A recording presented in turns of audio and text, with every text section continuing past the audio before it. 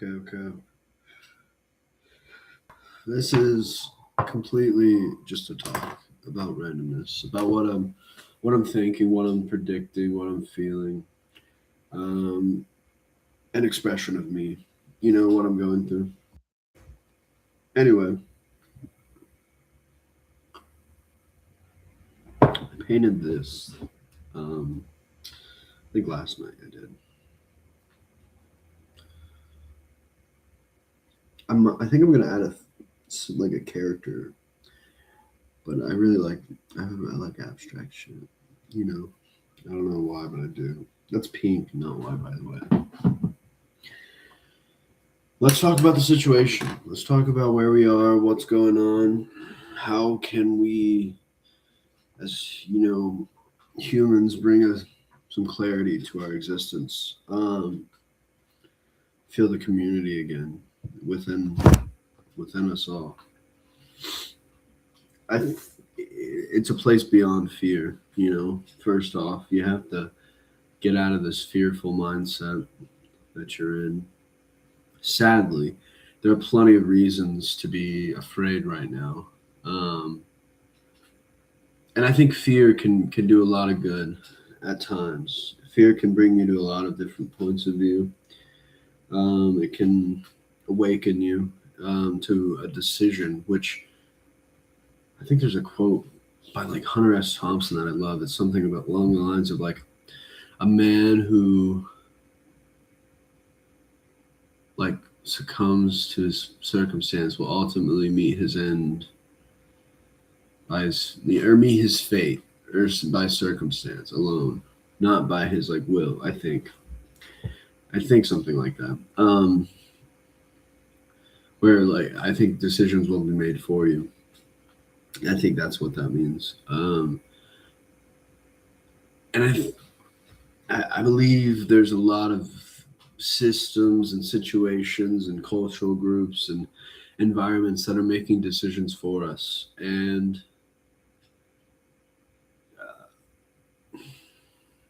losing the sense of decision.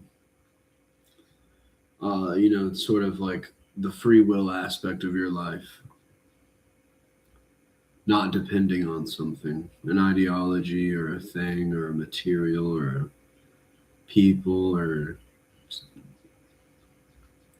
not relying on something for your happiness.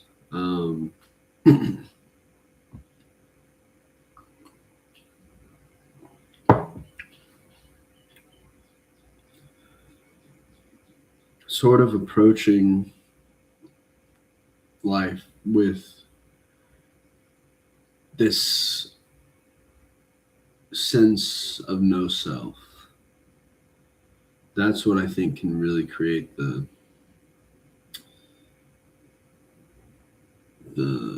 weapon to combat the fear I think a lot of us are experiencing due to just our physical environments alone. I think what I see in my environment is something very hypocritical at times, but also very just sad. Like it seems like a lot of people just aren't willing to look you in the eye, or sit down with you and talk to you about something abstract. And abstract, I mean the meaning or feeling you have amongst life, not your job, what job you have, how much money you're making, or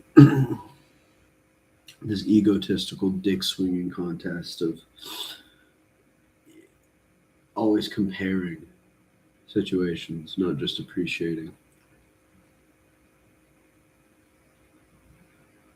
What I've come to find, oh, I gotta sneeze. Oh, I'm freaking white right now. It's crazy. That's kind of fucking glowing. I don't even care. I don't even care. Um, what I've come to find, where I've come to find myself in these days, in the last year or two, was losing the sense of performing for an audience, performing for a reaction. kind of just doing, um, leaning into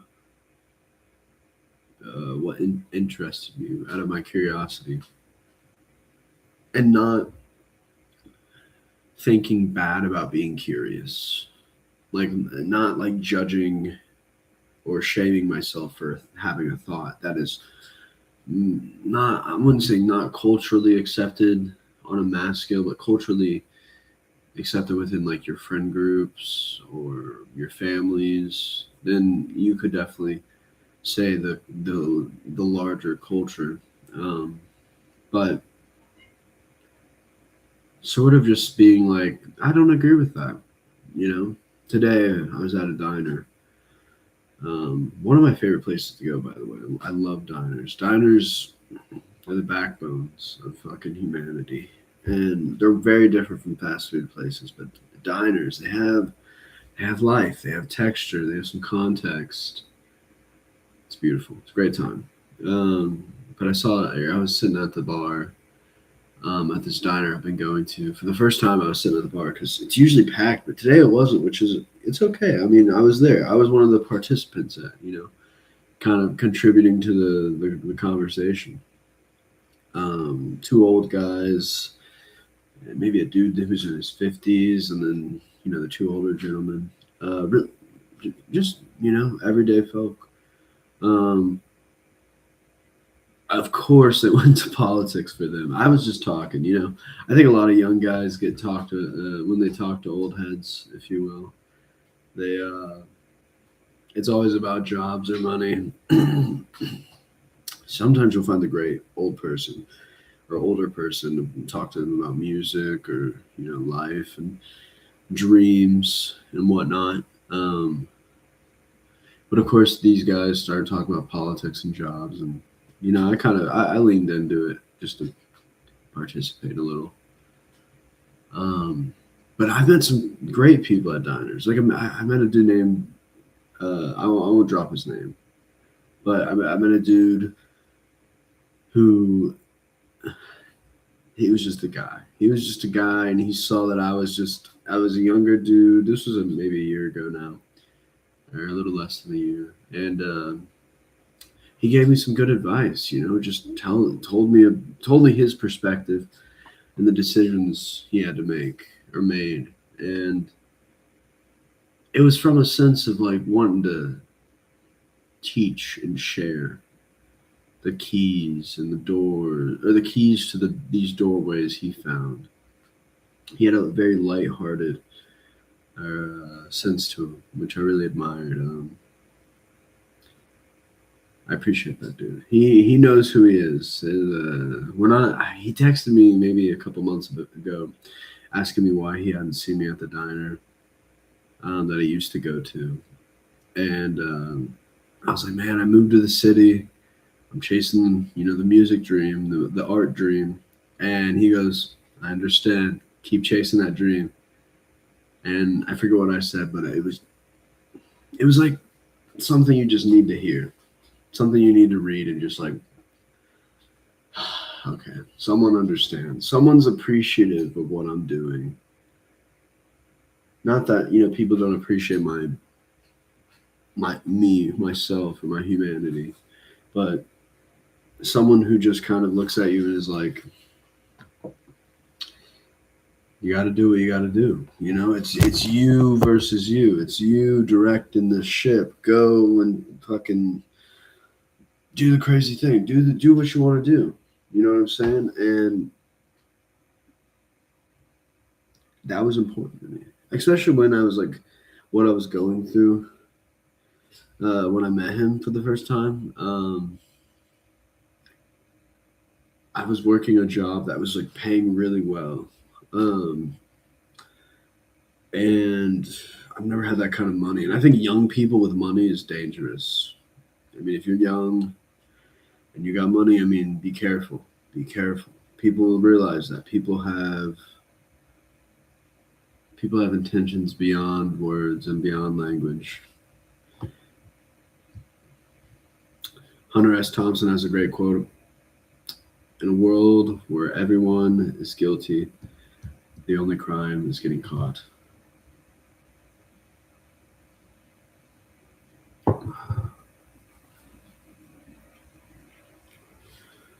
Let's see if I can read something from my book. Let's talk about the internet and what I view it as. I view it as I view, sort of my social media pages, my Instagram, now my YouTube I'm working on as digital libraries for people to just access. I have this sort of view of what technology is and what the screen and TVs are and what they've evolved into. Maybe not what they were formed into or what they were born into, but what they've evolved into, which I think we're dealing with something along the lines of time travel. And I think time travel, you're like, what? Okay, fuck off, you fucking, hippie stoner.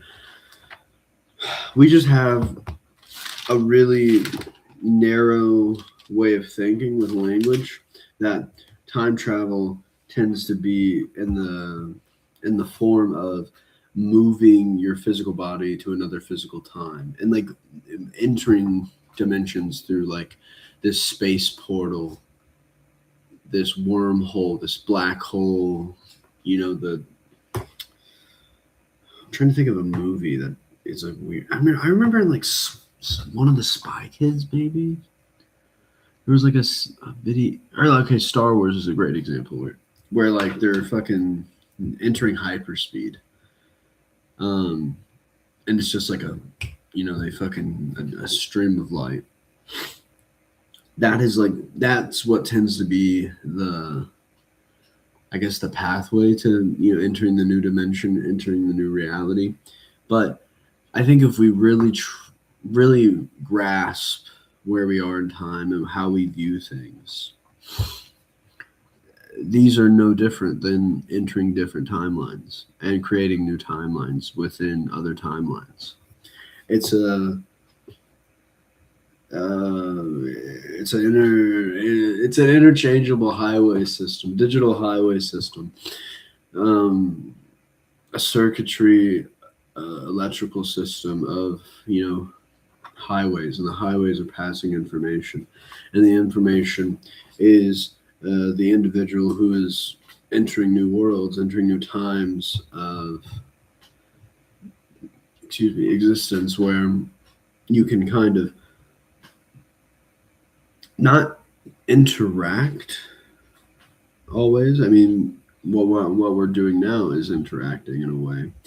I think if people were chatting or something, it would be different. But a game like Fortnite or Roblox, if you're familiar with that, I'd look it up. But even even just a multiplayer video game where you're in an online sort of arena and you have a simulated body or simulated character that is interacting with other simulated characters. Now, and sometimes they're in games, they're now more commonly integrating. It's more common in battle royales, and it used to be more. It's common in like Call of Duty or like war games where you can talk to your teammates really openly, and you don't have to like have a third party sort of full system to communicate through. I was on a roll, but we just have a very literal sense of time travel.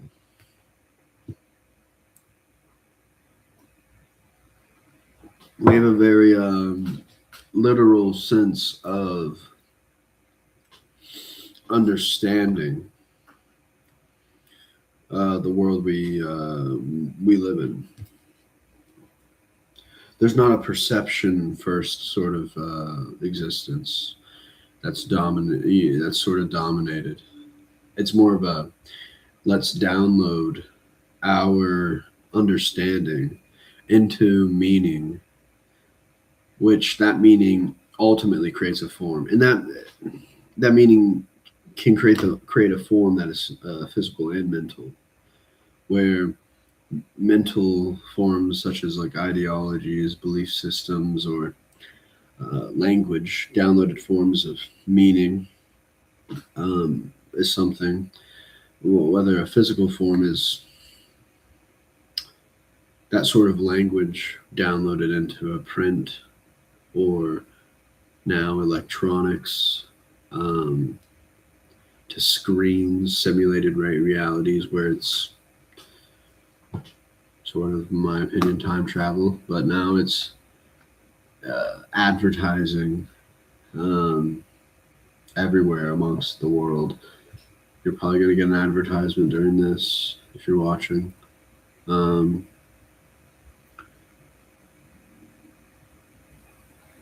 but there's a lot of there's a lot of experiences being tainted with something, with some other reality poking in on it. And for a long time, I've been contemplating that the multiple realities sort of interchanging. And I'm not talking about like the billions of people on Earth. I'm talking about sounds as a whole and individual things, or individual physical or mental forms, uh, that you kind of have a situation or experience with that is tainting your experience. And I'm talking about the vast quantity of that amount, those things I just described, into like an individual day for a human. That's like, and I don't think you could probably get an average about how many new situations people are experiencing within like the contents of a screen. But you would have let's dumb it down to how many videos, how many sort of new realities are people accessing through technologies and the screen medium. And if you really wanted to sort of ask people their consumption, how much they're consuming on a daily basis, you would, in my opinion, you would have to like ask them and find people who are willing to answer that question. But you would also have to ask how many people are you interacting with in a day, because those people are also sort of forcing other people into their worlds of technology. Right now, I don't, but like my roommate always has some sort of fucking thing on her phone going, and I can hear it clear as day, always. And sometimes, like, it really bothers me. Some other times it doesn't. And then you think about other people amongst your reality who just are like always on their phone. You're not showing you things, but you're hearing things from their phone, new noises and whatnot.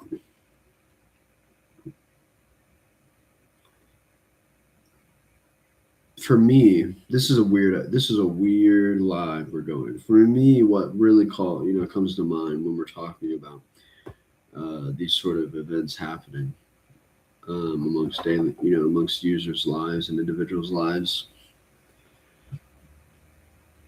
If you study sort of World War II, the Russians, the Soviets, whatever, the Nazis, pretty much all the big contenders back then, the U.S.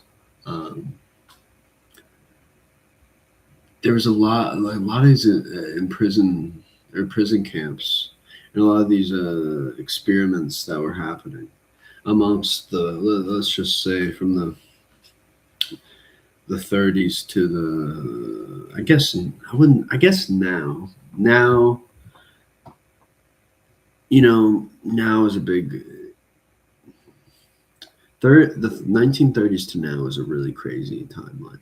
First of all, if you're really someone who studies history, or who has tried to grasp the situation at hand, and I wouldn't say properly done it, but you've come across a lot of these tactics of manipulation amongst publics, amongst citizens. A lot of them had to do with light, sound, um, physical tortures that were habitual, um, the words that were kind of given to these people on a daily basis, selective words to destroy their mental atmosphere for themselves.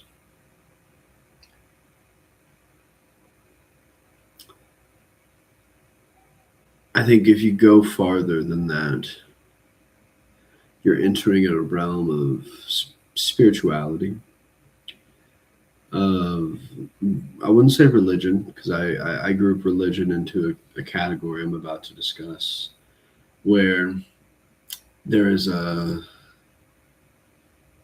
a cult. You could say a cult, but there's also a cult like nature to our existence that is very, very odd. If you, I wouldn't say, I'm not going to say if you're truly awake, but if you have a perspective of human behavior and how you can change that, how can you alter that? How can you control humans in groups? Because right now, the information field is as vast as it is dry. And it's as fertile as it is sort of growing. It's so many things at once. And depending on your environment you're born into, and these you could say mental programmings, mental ideologies that we've been born into, depending on where you kind of rose, depending on where you sort of rose up, where your upbringing was, it can really be hard to take the next step of figuring out the situation at hand. And the situation at hand is a sort of suffocation of the self, where we are externalizing what's inside of us, and we're always looking for meaning on the external, completely disregarding our own interpretations.